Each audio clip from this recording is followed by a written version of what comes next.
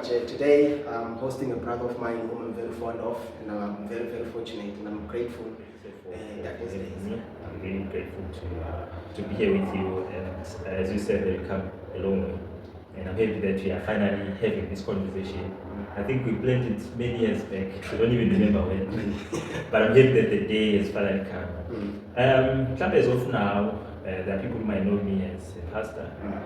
And most of the people that I'm really much present with them, week in, week out, they know me as a pastor. Some know me as a speaker. Well, I know there are very few who know me that way formally, yes, but I am a speaker. And also I'm an entrepreneur. So I like that name, not just a business person. But someone involved in several kinds of businesses. Yes, several different kinds of businesses. Also, not just someone who's self-employed, but we do quite a number of things. At the stage, startup of course, but yeah, some people they know me as is really much good and relevant in our time. I think it's kind of question that everyone should be asking. It's us who are inside the church or religious space, and the people who are outside, they should be, because they have that right to ask it as well. Absolutely. So I would say, as you said, that religion it's a very broad name, even to the people who are off from the same side as I am, Christianity, of course. Also, even when you talk about religion to them, you get different answers. So my answer might not be the same as someone whom I'm also along the same lines with. Absolutely. Yes. But my answer would be our role in our society, right? As people in the religious space, it's to shape the moral thing that I've mentioned, that our presence should advocate moral uprightness. Absolutely. So as I also said, that it's very important in the topic. So what you're saying then, in terms of our influence towards the spaces that we are present in, because the spaces that you are mentioning, it's the spaces where the religious people belong into. In fact, if you don't belong in those spaces, you should be also asking yourself those questions. Why things still okay or not? Yeah, why am I not there? Why we don't have well, maybe if you may allow me, let's say Christians for today, in terms of instead of religion. Yes. But I don't want to find Christians. when he was making a parable, that occupy until I come. Absolutely. Yeah. So our presence then should make occupation easy in every space. In politics, it should just make things easy. Even for a person who's just interested in politics, doesn't need to have skills of immorality for the person to thrive in that space. Together, But the person just needs to be in the space because believes that he's called for that space. But not like in current times. Some spaces you need to have some qualifications.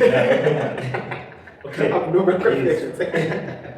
I don't know if I do answer the question. Very much. I always just think about this, that if a person can just do what I believe can help alone, I'm sure maybe I could have tested some few ideas, but you can have ideas and also practically try to learn from others who are doing it and see that it's working, but you can't do it alone. So even the idea, what I believe can help is it needs collective contribution.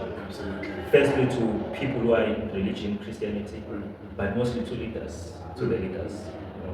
For example, is we've separated Christianity as a religion away from practical life so much to an extent that even when the person grows enough that the person can truly represent Christ, but whenever they get to these spaces we are talking about, they are not what they've become. The leaders, and by the help of the Lord, they've done amazing work sometimes in some spaces. But that influence doesn't get where it's supposed to get because we've separated life from religion. In some churches and some organizations, it's not deliberately. Because of the past and everything, a lot of contributions towards that, but it's the reality. So I believe if we can start not to detach Christianity as a religion from life, a number of things can go right.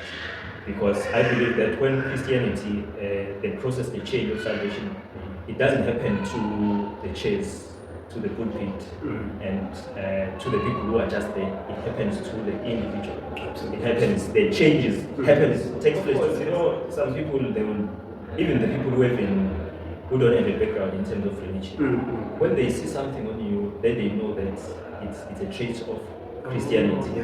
They say, "I'm from this," you know. But it's mostly it's a sign, it's a good sign. It's to say that we see something. Yes. It's not that it doesn't really mean that it's Exactly.